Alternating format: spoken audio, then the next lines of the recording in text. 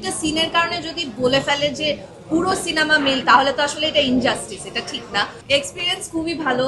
আমি বরাবর মতো বলে এসেছি যে রুশোদের যে টিমটা, ওরা very young, very full of life.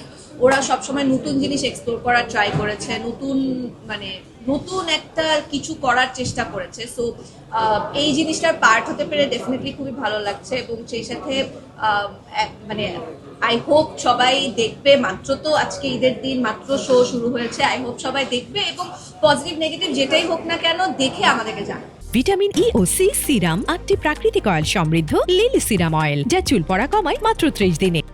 আমি তো খুবই এক্সাইটেড বিকজ মিউজিক্যাল ফিল্ম, এই ধরনের ফিল্ম বাংলাদেশে আগে হয়নি। এটা আমরা শুরু থেকে বলে এসেছিলাম যে রুশো is trying to do something new. Sun Motion Pictures একটা নতুন একটা ভেঞ্চারকে ওরা মোটিভেট করছে বা নতুন একটা ভেঞ্চারকে ইন্সপায়ার করার চেষ্টা করেছে। অ্যান্ড রুশো যেহেতু নিজেই একজন মিউজিশিয়ান, সো ওর একটা খুবই ইমোশনাল একটা জায়গা থেকে, if I am not wrong, খুবই ইমোশনাল একটা জায়গা থেকে ও স্টোরিটা বলার চেষ্টা করছে। সো আমার এক্সপিরিয়েন্স খুবই ভালো। এখন আমি জাস্ট ওয়েট করছি যে বাকি সামনে কি। আমার মনে হয় রকস্টারের সাথে এই গল্পের কোনোই মিল নাই। এটা একদমই মৌলিক একটা গল্প। আমি এর আগেও একটা ইন্টারভিউতে বলেছিলাম যে এটা ভেরি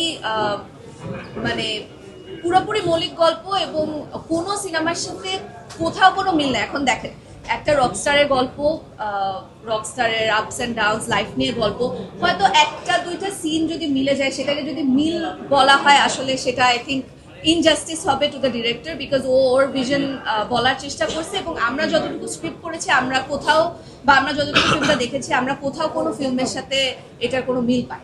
দুইটা সিনের কারণে যদি বলে ফেলে যে পুরো সিনেমা মিল, তাহলে তো আসলে এটা ইনজাস্টিস, এটা ঠিক না।